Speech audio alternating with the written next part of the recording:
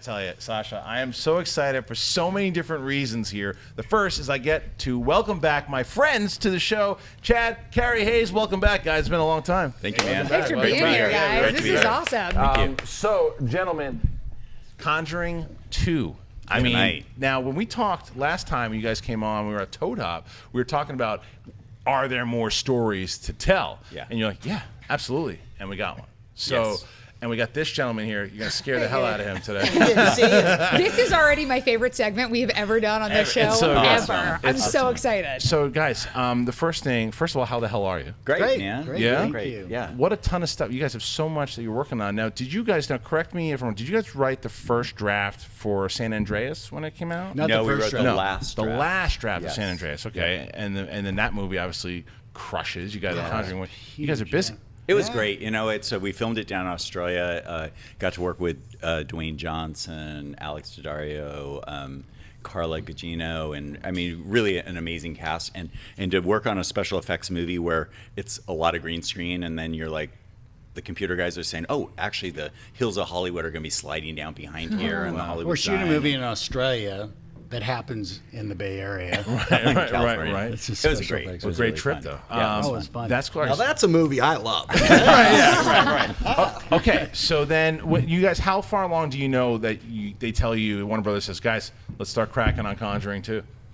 Gosh, it Man, was we right away. did. It was We right away. we started writing before Conjuring was released, and then because James was away doing Fast and the Furious, and he wasn't going to do any more horror movies. Okay, so he wasn't signed on. He was No, not not at signed all. on to do it, and so our Did that challenge. make you guys nervous, though? When Yeah, you of course, okay. because you know. Yeah, he did such a great job on the Yeah. first one. It was like, yeah, you want him for the second one, and Warner's wanted him on the second one, and he kind of sworn off like, no, I'm going to go do action films, and they just wooed him like it was just craziness, and pressured Carrie and I to write a script that he was going to respond to, and so we. There's no pressure there. No pressure.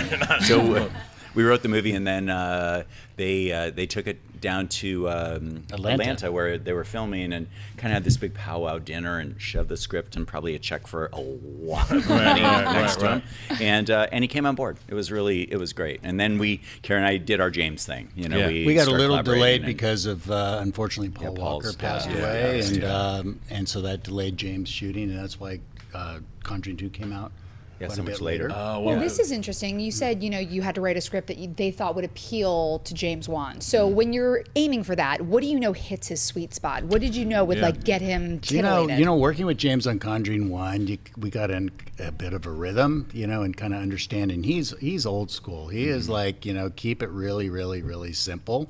And then you massage the scares, you massage the pacing. You don't rely on special effects. This is the best day You ever. attack when they least expect it. We had spoken to James before because we wrote this second one with James as a partner, and so there's a lot of stuff that we had talked about in the first Conjuring that we laid in on the second one that he was already privy to and stuff like that. So it made us, having been on the set, worked every day, been in the camp with James, and really understanding. I mean, he's amazing in the sense that I'll tell you this story that Carrie and I were on the set of the first movie, and we're like, James, it's the Joey King scene when she looks under the bed and she sees the door go "Arr," like this, and she thinks her family's being threatened. Right, she sees something in the dark, and we're like, James, what are you putting there? And he goes, I'm not putting anything, man. The brain will make something that. horrific for Yes. every person watching this. Yeah. It was a very good lesson. Yeah. It was a really good lesson. That's And, why my bed has been on the floor. Nothing creeps underneath. Nothing. Okay, so then let's get into because the amount of research you guys did for Conjuring 1 was, creeped you out from the beginning, and other things that you learned. So you told me even off set here that the Conjuring 2, the stories were out of control. Well, let's get into it. This was super cool because, as you know, we like to do the true stories, and being involved with Ed and Lorraine, the studio New Line Warners had purchased the rights to a number of their different stories. So it was a matter of where do they go as characters and what story is going to fit into that journey. And we found it very interesting because Ed and Lorraine were just coming off of Amityville, considered to be hoaxes and charlatans and all that. Right. And the Enfield case, which was the equivalent of the British version of our Amityville case, the family was accused of the same thing, of making everything up. So we felt, wow, what a cool juxtaposition to do it. So in starting to do the research into what really happened, people have asked us in interviews, like, what kind of things like sort of freaked you out? And what we love about these films is you can go into the real research. You guys can Google this stuff and you can look it up. And this young girl who was controlled by this spirit had an inhuman voice that came out of her. And you heard all these tapes and everything. Heard all these tapes. Oh, man. And it got to a point where they filled her mouth with water and marbles and taped it shut, and the voice still came out. What? No. Seriously, You can hear it on sent us the Wednesday. original tape. Yeah. Wow. But do you feel at some point like you look at each other and go, "This is doctor." Well, There's no. Because something- you want to see it, but then Yeah. as Yeah. filmmakers and writers, you go, This is crazy. Right. Well, when you Wow. have that tape, don't you want to like get that tape out of your house? Because I remember they sent me an Annabelle doll, and I literally opened it, screamed, and threw it across the room into the trash. So when you have the actual tape, you didn't keep it long, right? no, it no, freaked it you was out a little just bit. a audio file that was sent to us. So Burn your computer. No, and they had things like, what we loved is Carrie and I came across the original police report, because on the first supernatural experience, the girls had been having a number of them, but the mother was like, "Get over this, stop it. You played with a Ouija board. It's all in your head. It's all that." And literally at that moment, she was in her daughter's bedroom, and the dresser goes right across the floor, and the mom became this like instant believer because she saw it. The neighbor called the cops because of the story she had told. You can look it up online, and it's in the police report Whoa. that these two cops, Heaps and Peterson, came, and they didn't know what to write. They didn't know how to explain it. There's in no cop code talk. for supernatural Yeah. in your house Right. when you respond. It was very interesting. Yeah, in- there's a in- code. It's called burn your house to the ground. And run. It was very interesting because in the first one, the Warrens stepped into the parents' family, and it was mom, dad, and 5 daughters. This family is a single mom and 4 kids, and they're already in turmoil. Dad's left the family. Mom is doing her best to hold it together. Struggling. But Ed steps into here and becomes and not the patriarch in all senses, but filling the role. And if you look at Ed and Lorraine as characters, that they have an amazing marriage. I mean, ultimately, this movie is a love story with a backdrop of See, a horror Bakuga, movie. I mean, it's a it's love really story. Yeah, except yeah. for when you grab them. But you have such opportunity to play a different dynamic, especially with Ed and the little kids whose dad left them, and where he steps in, and we have had a lot of fun with that. Because Ed's a fix-it guy. Right. Lorraine's a psychic. Ed wants to fix everything, but we also test the boundaries of their marriage. Well, speaking of Ed and Lorraine, Lorraine still is alive, Yes, and you yeah, guys very can much use her so. as a consultant. But you also have Patrick Wilson and Vera Farmiga, who you've now come to really know. And when you're writing for them on a second film, how does that help you? Oh, it opened it wide open for us, because in the first movie, we worked really hard to set them up as characters and set up the world that they worked in. The world knows them now, and so it's a bit like a TV series in the sense that now we get to open up their relationship, what they mean to each other. It's more film time, being able to spend with them, and that was really rewarding. I mean, that was great. That's the love story part of it that Carrie's talking about. I don't want to make it some big sappy thing, because it's not. It's still a very scary film that has their relationship that weaves its way through it, but you were asking earlier, Christian. Last time we were on the show, we had done Conjuring 1, and we were talking about things like when Carrie and I would be doing research with Lorraine, and she lives in Connecticut, and we live in LA. Yeah, don't tell the story again. Yeah. Please tell the story. Can you tell We the would story? be on the phone with her, and I kid you not, suddenly you would hear over the phone line, and there would be multiple voices coming over the phone line, just. And Lorraine would go, "In the name of Jesus Christ," she would just start praying, and she would say, "Boys, remember what you're talking about. Remember what you're talking about. They don't want this. They don't want this." And we would okay, mental note, and she would pray it off, and it would stop. It happened so many times, I can't even tell you. It was weird. Are you Did guys it happen at all religious? this time around? Yeah. Sorry. Question number one is, so it happened this time around? Yes. How many times, and what was? I mean, because the thing is, in this movie, because I've seen the movie, and the one thing is, as far as the love story goes, that's actually one of the things I enjoyed the most about the movie, because they are so connected, and because of what Ed and Lorraine meant to each other and the way they work together as a team, it makes the movie, and it takes it away from being just a horror movie, and there's more to it. So, the first question is, when you're researching the story with these two, like where do you get to a point where you're like, wait a minute, we might not want to go down this path because it's getting even a little too dark for us, or does it never even go down that path? You know, Never too dark. Okay. It's a really good question. It's one of the reasons Carrie and I like writing these films is we feel like in the horror genre, there's never redemption in these movies, and in The Conjuring, there's redemption. There's happy endings. You're going to travel this journey, and there's a happy ending, which you're going to walk out. Maybe Don't not look you. at me, man. No, I swear. and feel good about what it is. But yeah, there's a darkness when you do a lot of this research, and the fact of the poor Hodgkin family in Enfield and what they went through, and the ridicule and the persecution and all this, when things are happening to people that are on a supernatural level and they can't explain it, people automatically go to the hoax part of it. Right. And you're making it up for attention, and they were living in funded housing.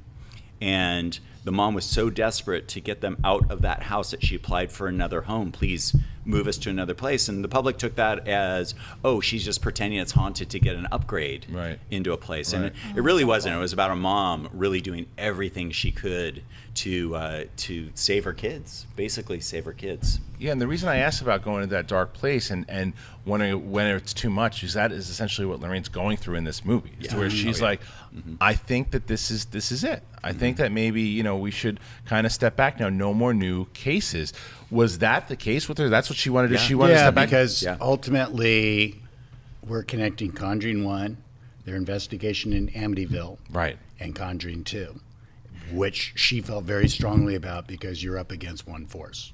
And it kind of all comes together in Conjuring 2. Right. Because it was also in the first Conjuring, they had a presence in their house, that dealt with Janet. Janet, the daughter, and all of that. And so Judy, sorry, Janet's the lead. Confusing characters. So when they come full circle, it's literally a battle of good versus evil on two fronts. Right. The family and their own personal journey. Right. And that's why we parallel the stories. What's happening to the family in England, Ed and Lorraine, and then they cross, but ironically, they're dealing with the same thing. Right. This is kind of cool, too, is that because there were a handful of incidents that occurred on the first movie, nothing drastic. I think we shared, my son was part of an incident on a thing in the artifacts room that he was in late at night, and last one on set, winding cable. And he Don't throw this lightly out there. And he went in and he was standing by the Annabelle doll, and he heard this noise. Let him finish. We should have brought the doll. Heard this noise, and he turned around, and there was this top just spinning on the floor by itself, and he literally he rushed out of there so fast. And my son is 6'4", he's not afraid of a whole lot of things. And when he recounts his story, except for spinning top. That would make sense. Pretty amazing. What I'm leading to is that Warner Brothers had a priest come to the set the first day of Conjuring 2 and prayed over the entire production, just in front of every crew member. So we hope everybody's okay with this, and everybody's like joining hands. Absolutely, let's do it. So you guys, Jesus. All right. So let's hear a question. First of all, going back to what Sasha said, are you guys religious? Yes. Yeah, we're both Christians. Okay. Yes. So were you praying your asses off this entire time? No. I mean, in my belief, I have the protection. I pray for him every day. It's nothing to do with the movie. I don't know. As a Christian, I believe in Jesus. I believe in God, and I believe in the power of what the Bible says, and therefore you have the authority over yourself and through your faith in God to really protect yourself. And it's like why we are drawn to The Conjuring is Lorraine and Ed. This is in the 70s. That they're the preeminent. They're early in the paranormal world, if you think about it. And their only tool, no infrared cameras, nothing, was faith. That's all they had to go into these dark worlds and confront these demonics and all this just weird stuff. All they had was their faith and their their ability at prayer and connection with God. And so when you come across these stories and people say mental illness, this is what always kills me. Mental illness does not go away in one day.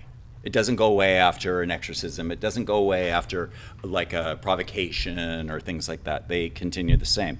Document is gone. So you know it's a supernatural world. Lorraine Warren tells a great story. They were covering one of their cases somewhere in Connecticut, and she was inside of a home. There's poltergeist activity of marbles flying horizontally all across the room. And there were no kids there for games and things like that. It was just horizontal marbles. And the police had been called by the neighbors that there was this massive disturbance. 5 officers came running into the house, one of them the chief of police of this small town, and they started getting hit by these marbles that were scalding hot, just really, really hot. And the chief of police witnessed 3 of his guys running back out the front door, because this just isn't right. 2 of the guys falling down on their knees and just starting to pray, what is literally going on here? And the chief of police was the only one who just was so validated by the moment, because he goes, you've just witnessed the fact that the supernatural exists. If evil exists, that means eternal life exists. Right. We just had proof. No one gets this. So let me ask you a question, because like you can see, because you guys obviously know from, like you're saying, there's stories, so many, there's skeptics. Now, so what do you think, like you, because something like that, even if there's certain activities now, I know there's a lot of stuff happened in the 70s, but if there's certain things that happen now, and if somebody catches them on video, why aren't these things going like as viral as far as like cat falling out of a tree? You know what I mean? Like there's like these things that go viral, but yet things like this you feel like would be going, you'd see more of it. Like what is, why don't you think? Because there's so, I'll be honest with you, there's so little proof, and there's so few ways of You're like, to the in direction this of it day and being age, real. why isn't there more video cameras like Well, it's hard to going, document. that's the aha moment, Right. or after an the interview fact, with an yeah. alien that came from outer space. You go, okay, hey, it's real.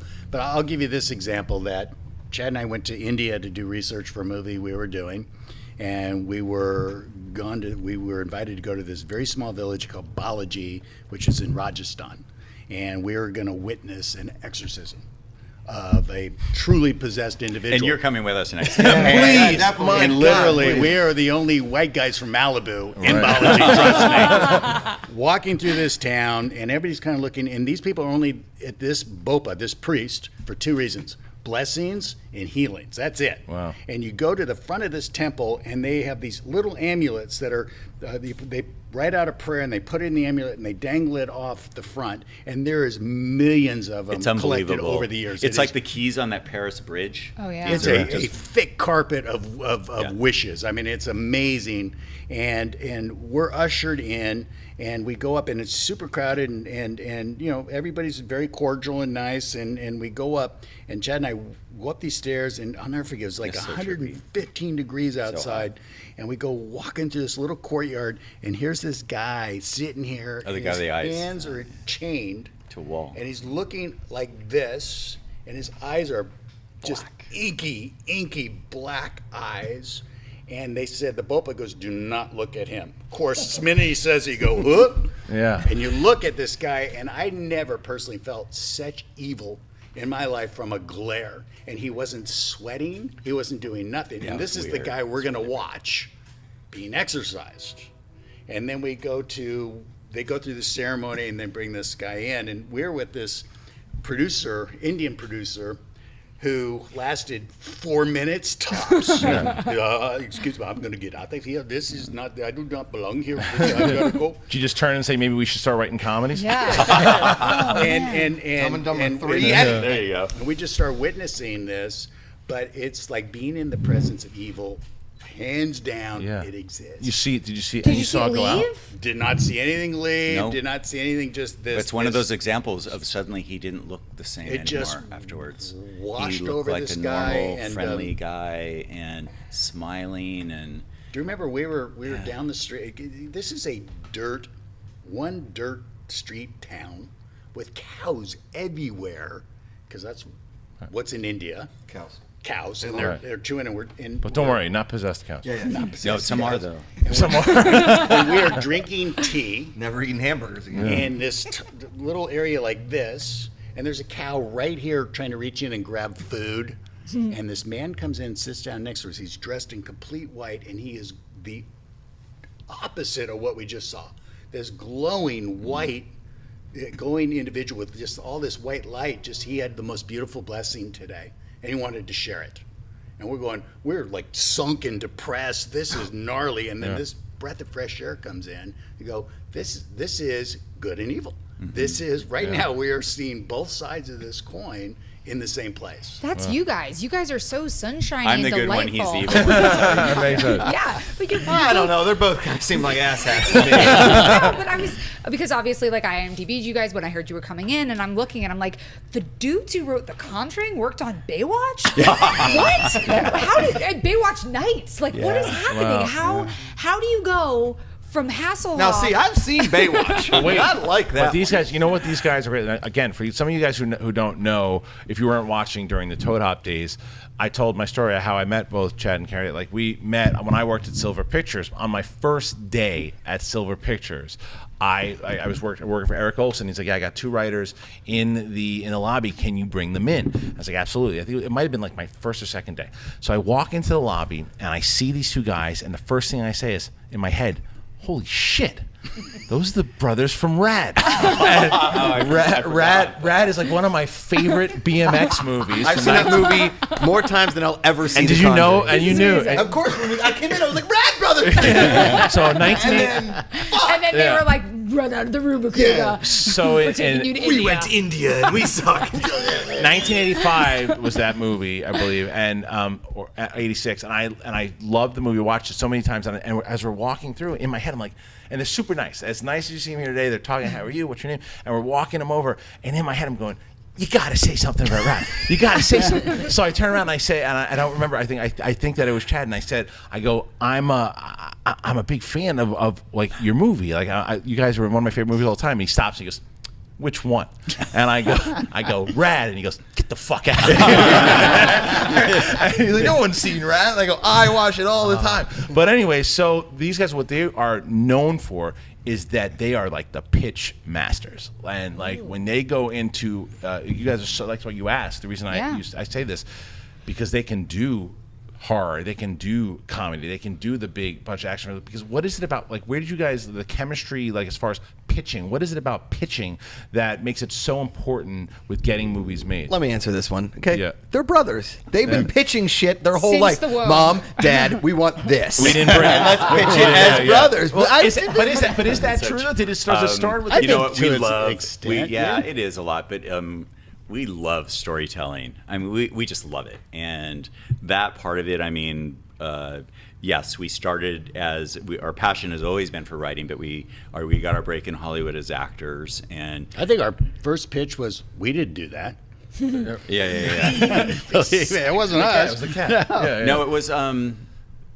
It's just one of those things where if you love to tell a story, and we love to tell stories in a way where there's a beginning, middle, and end, and it's full and kind of rich, and we attempt to write our first drafts that way, so you actually feel like you've had a movie experience.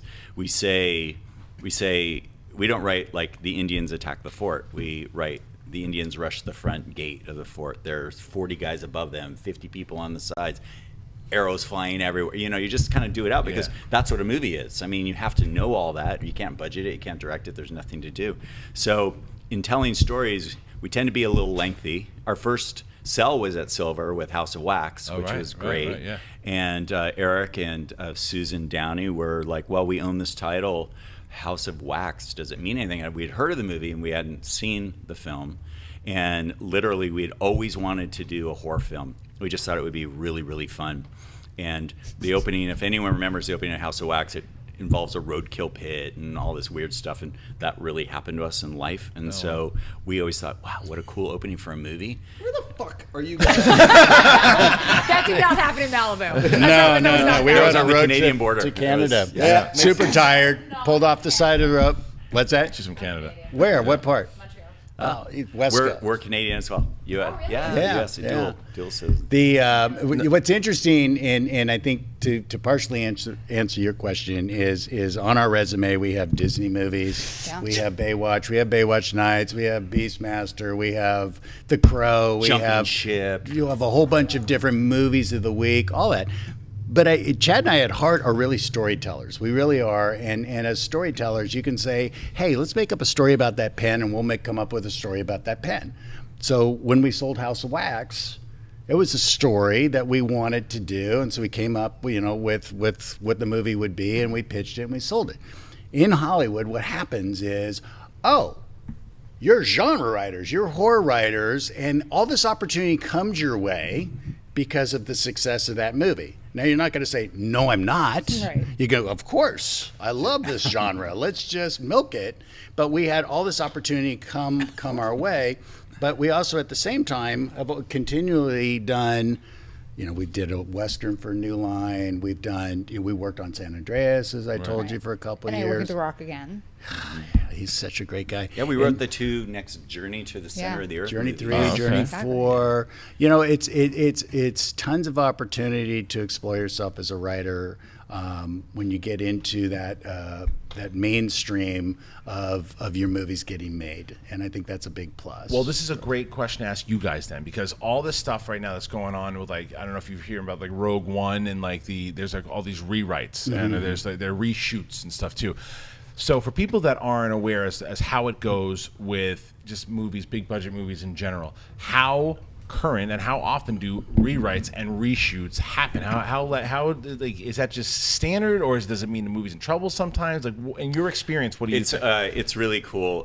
There's two different thoughts that Karen and I just finished a movie called The Crucifixion that will come out next year that we produced with Peter Safran from Conjuring, our producer there. Can't wait to see that one.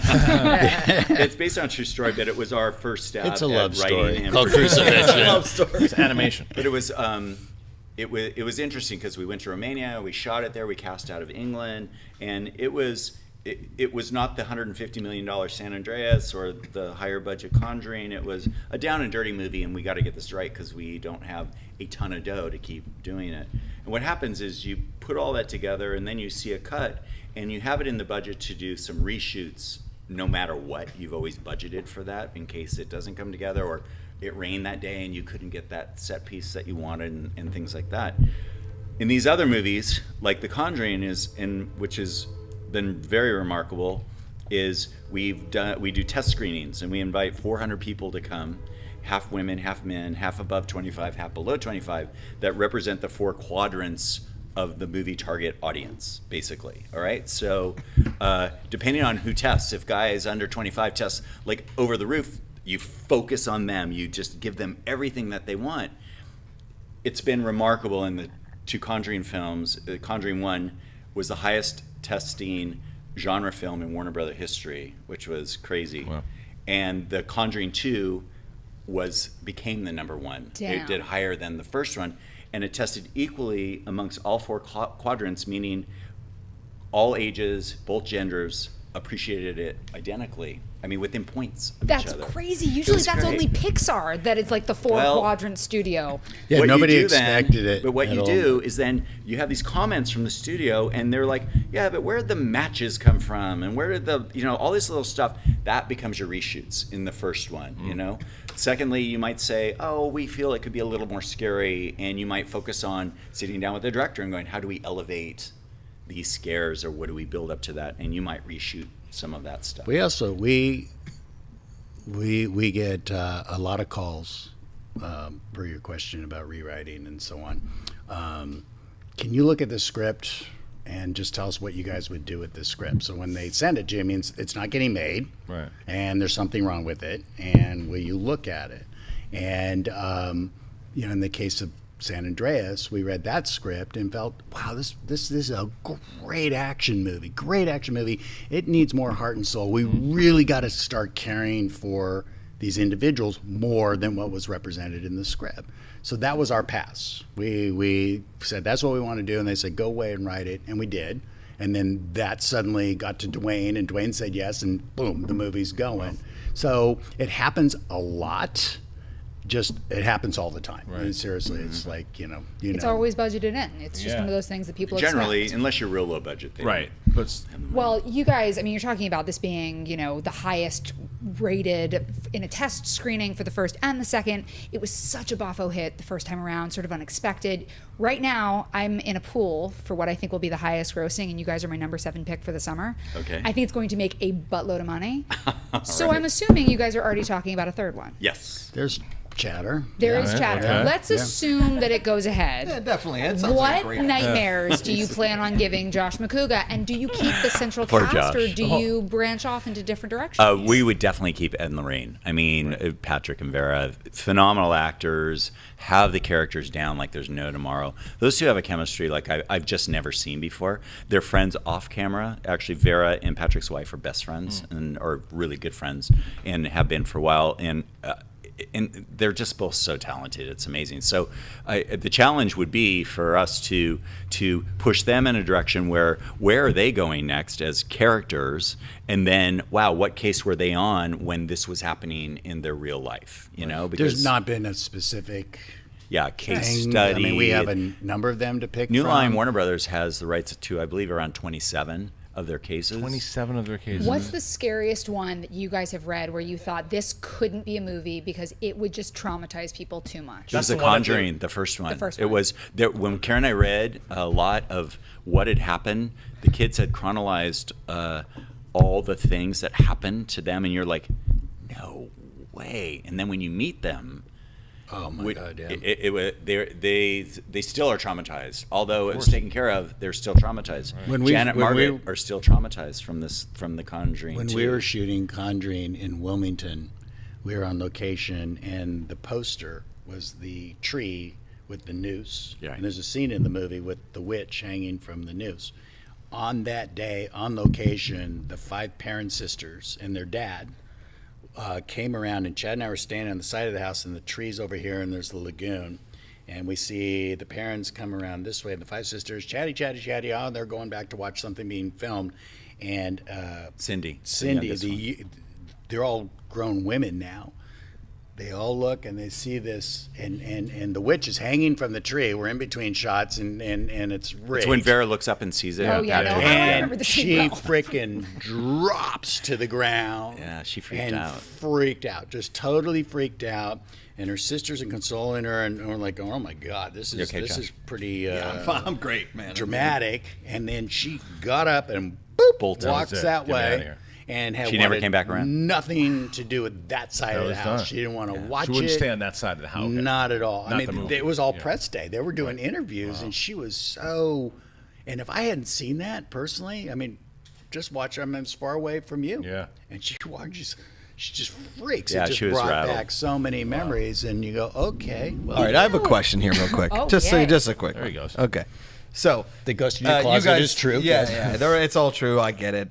Fuck, you guys are scary as shit. I don't know how you do this. Like you go in and you write these scripts and you see these stories. 'Cause I would freak out. Obviously, I'm freaking out. We should hear our bedtime stories to our kids. So that's what I was just gonna say. Have you ever been like around a campfire with friends and friends' kids where you're like, okay, here we go, Yeah, and then right. it's like, run. Yeah, Like, have you done that? That's a No, but you're Stephen giving King us joke, ideas. you know. Yeah. Do you want Daddy to tell you a bedtime story? No, Dad. No. Right. Yeah. Have you ever freaked out We people tell just our to do it? kids, yeah, our kids We are pitch everything to our barometers. kids. Yeah. Yeah, we Well, I mean, our pitch. kids are older You're now. fucking children. We pitch. Well, no, Thanks, we're Dad. institutionalized now, so we Hey, don't honey, really what see do you them. think of this nighttime story? It's a person hanging from a tree. Okay, if you guys weren't pigeonholed, if there wasn't a genre that people expected from you, I want an answer from both of you. What would be your dream thing to do if nobody had an expectation?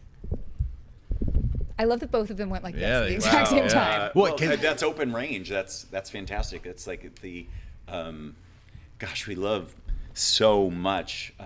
We've done a lot of different genres. We've kind of been able to dabble in a lot. We haven't written a comedy. It terrifies us.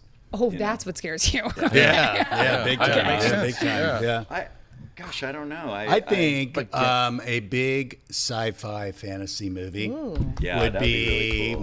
my challenge, I like that. and Yeah. and we have ideas for that. Yeah. But to and that may not be far off for us because We got a lot of things opportunities that we're coming our way. But developing and that we're developing because it's of that interest. It's of What do you wanna do outside next? What do you wanna do this next? box, Outside Yeah. this, we have we're starting another movie very soon with Amblin and Universal called Haunted, and Juan Carlos Fresno Dio is directing, who did 28 Weeks Later and stuff. A really phenomenal director, and that's another genre film, but more, it's pretty sophisticated. it was an adaptation of a book, The Turn of the Screw by Henry James. So we did, we which was really contemporized cool.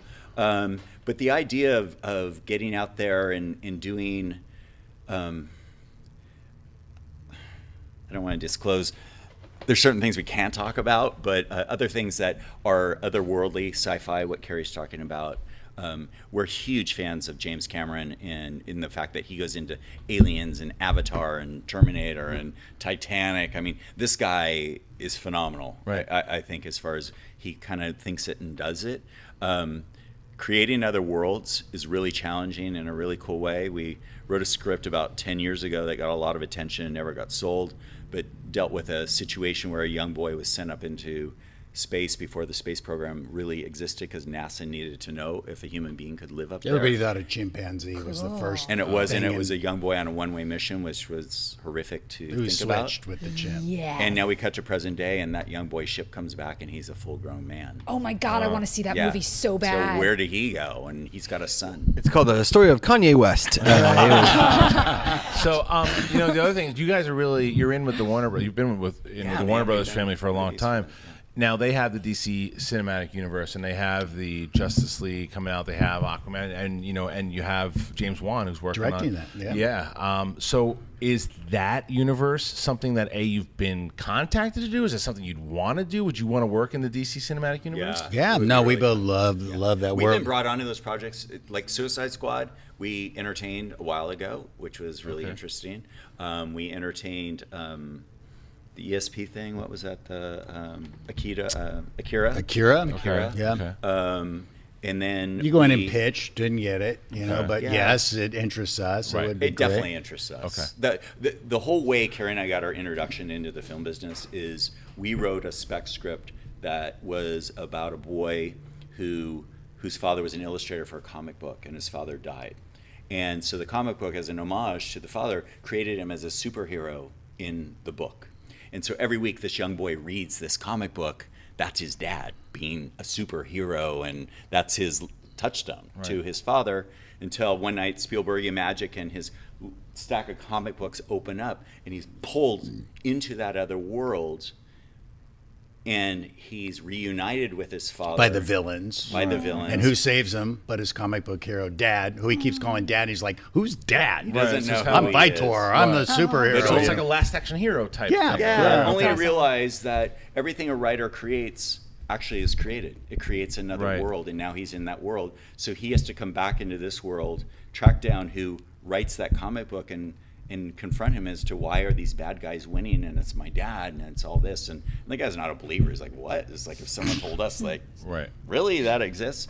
And Right. anyway, it was really fun, but it got a lot of attention, and it got us into the world of writing it. scripts or studios. If everything a writer creates exists, is there anything that you guys have written where you were terrified yourself when you saw it on screen? Because I watched The Conjuring staring at like the top corner of the screen for most of it. I was in a screening room with 3 other people, and Conjuring 2 or 1? 1. Okay. And I tried to leave, and the publicist was standing outside. She was like, "Where you going?" I was like, "Bathroom." And then I went right back inside, but I was terrified. I was like, "God, this is so scary." Yeah. I was like, "Makuga." I But watched the trailer Oh, the other day. in daylight and you freaked out. and lost my mind. I'm posting Yeah. that on YouTube. But right? are there moments that you've like the clap? Are there things that you guys see where you're like, I wrote that and I'm still scared of it? Okay, I'll give you a great example. Yes, absolutely. If that came true, the shit that comes out of our heads, yes, I would be terrified of that. But when we were at the press junket for Conjuring 2, they have virtual reality of Conjuring 2 coming. Oh, yeah. out. And you wear the glasses and you wear the headphones, and then you're in the movie. and we wrote the movie, right? And the freaking creepy door is, and you're like, wait, you're do going, we write it? wait, Is the door behind me, or does is it it come? this way? Does the thing come through the door? No, they want me to look at the door. I got to look this way, and the guy was laughing hysterically because my head was going, wait, and looking all the way around because it's 360. Right, You're right, in the right. room, and Oh, I'm you trying can to tilt figure down. out. You yeah. can look down the stairs. I don't want to get freaked out And you're by a something movie. I created Right, because right, I'll look like the biggest idiot. But he said you already did because your head was shaking. That's awesome. I think Okay. Welcome to my world. I think we love creating surprises. We don't like to be surprised. Right. You know, it's fun I engineering sleep these. well at night. I really do. Well, engineering these things, we try to do them. We try to write movies like roller coasters. Like you're looking at a roller coaster and you're like, that looks so fun and so gnarly and so scary. And you pay your money and you sit down in the seat and you get strapped in and you know you're going to be safe. But then the minute you go tick, tick, tick, tick, tick, tick, and you're like, ooh, what's It's coming. next? What's next? That's a horror film. That's a good horror movie. Just twists and It's turns. like comedy. It's all timing. Right. It's all timing. You know what I want to do? There's two things I want to do here, guys, because we have 5 minutes left with the Hayes brothers. What I like to do is, first of all, tweet out at Schmoes No. Copster's going to go through them, and I want to get some questions from Schmoville to ask the guys anything you want. And because Copster's going through it, Copster is a big horror fan. Like he always a horror fanatic. Hopster, would you like to ask the boys anything? Yes. First, you guys mentioned Disney. You guys, correct me if I'm wrong, wrote Horse Sense and Jumping Ship, We correct? did. Yes, yes, we did. Yes! So our Okay, kids I have could to see geek out, some but movies. Those are two of my favorite Disney Channel movies growing up as a kid. Thank I love you. those Thanks, two. man. But in regards to The Conjuring 2, I love horror as a genre in general, and it's pretty hard for a horror sequel to come out and it actually being really great. So I wanted to know, what kind of inspirations did you guys take for a sequel in a horror film? Like I look at Scream 2, and I really, really enjoy Scream 2, and then even Insidious 2, the James Wan movie, I really enjoy that as well. So what kind of inspirations did you guys Toby take? Emmerich said, if this movie sucks, you'll never work in this town again. You know what it is? I mentioned earlier, we're huge fans of James Cameron, and he wrote two of the best sequels I've ever seen, Aliens and Terminator, you know, the sequel. And Carrie and I were with James when we had the success of Conjuring, and of course the studio right away is like, yeah, you should be thinking about the next one. And the three of us collectively were like, man, if we don't make this better, or at least as good or better than the first We're one, going down in flames. There's no point. There's just no point. And we started getting into the research and getting into the story and doing all that and realizing we have the potential here to do it. And it was a lot of massaging, it was a lot of writing, and it was a lot of focus. And it wasn't a rush. Yeah, we it weren't was in a like, giant take your hurry, time and which make was it great. work. And I'm being very honest with you. We just saw the premiere. It's the third time Karen and I've seen the movie. We saw first cut. Second cut was with Patrick and Vera at this big theater at Warner Brothers, and Karen and I sat right between them. Vera's like, "Come on, sit down." Behind you. I want to sit right behind you, and they jumped, and they're in every scene in the movie. So I thought, okay, this is really cool. But being in the premiere, Patrick hated it when we went, hey, Patrick. but being going to the premiere and having just a couple thousand people there who are just moviegoers and excited to see it, the energy and the reaction in the right places and all that, we became very, very proud of that movie. And you know, I hope the world goes and sees it like the film was accepted.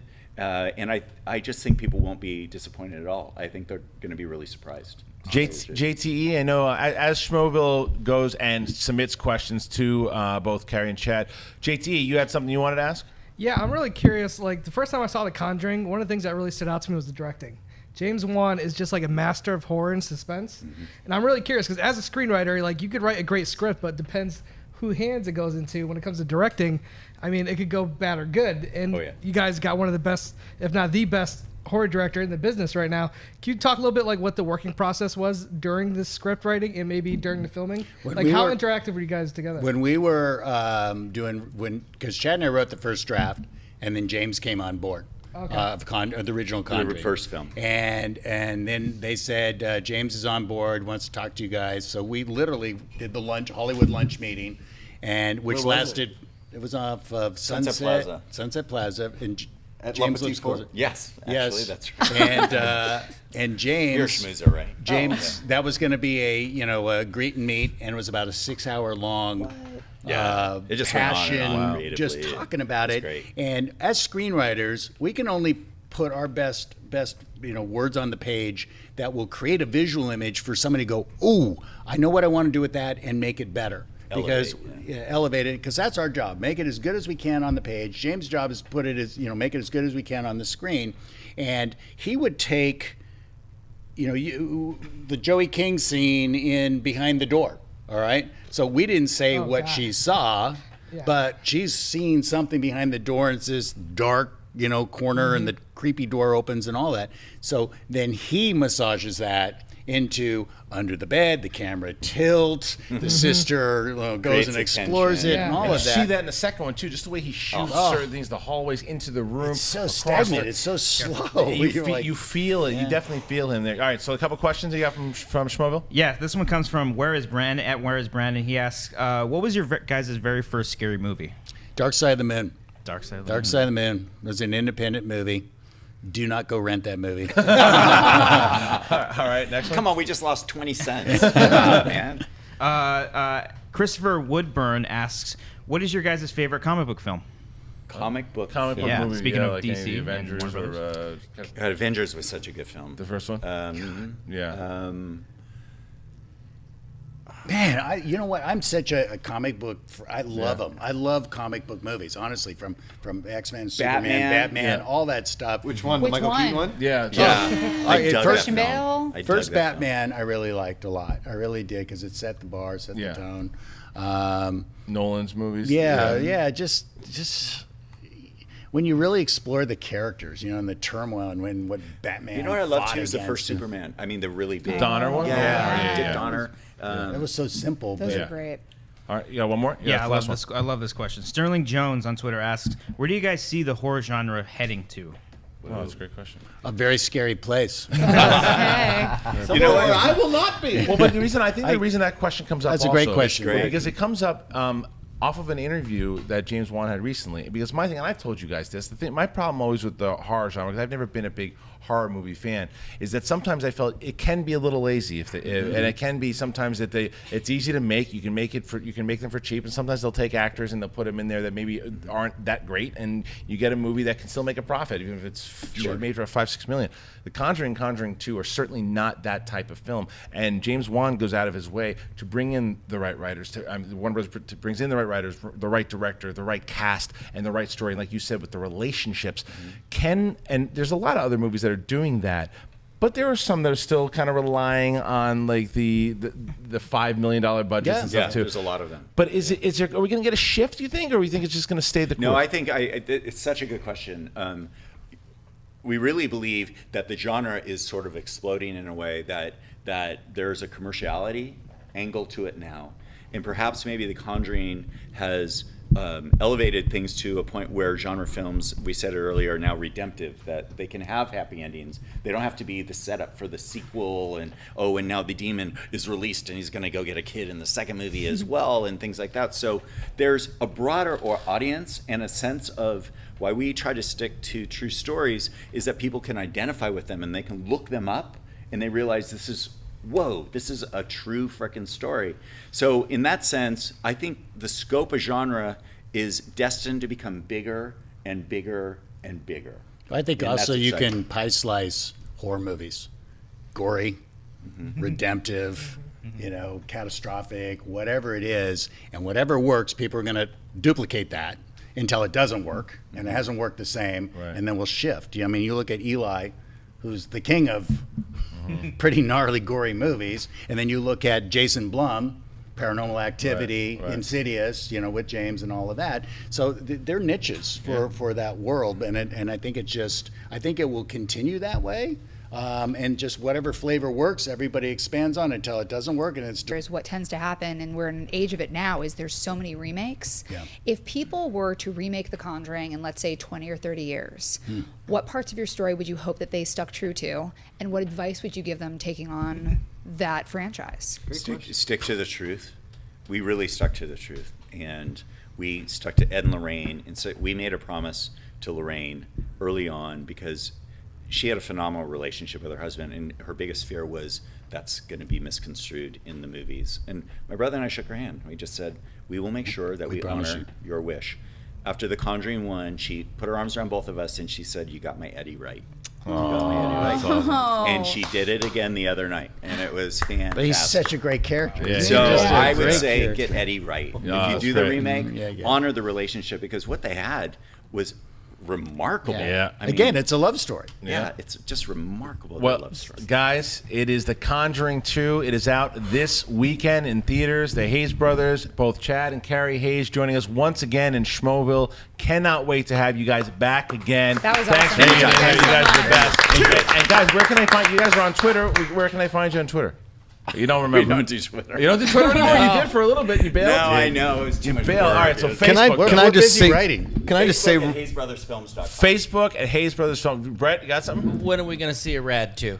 I was just gonna say, if you guys go out and support The Conjuring, Conjuring 2, all that stuff, I'm gonna go back and watch Rad for the 585th You got it. time, and I'm gonna love it every much as I did the first time. I think I Amen pitched on you both guys a fronts. rad remake at one point. Okay, kids, well, click either one of our heads. That's Christian. I'm Mark. Subscribe to this channel. Never miss another movie review, another list. Some cool stuff ever again. Well, speaking of cool stuff, right over there, that's something Right cool. here. What is that? You got to click and find out. Right over here, right there, Mark, what's that? That's a movie review. And right there is our live show that we do every Thursday. All you got to do is click on one of those wonderful videos, go down the rabbit hole, check out Schmoes Now. Or you can click our heads, like I said.